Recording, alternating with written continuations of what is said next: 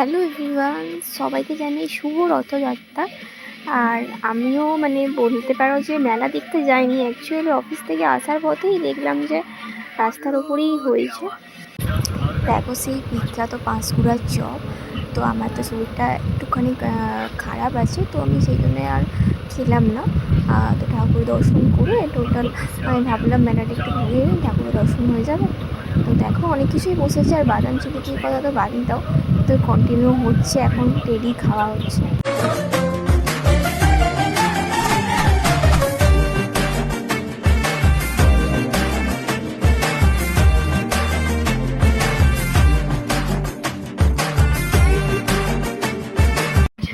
তোমরা কে কে রথের মেলা গেছো, আর আমার এই ছোট্ট মিনি ব্লগটা কেমন লাগলো তোমরা প্লিজ কমেন্ট করে জানিও।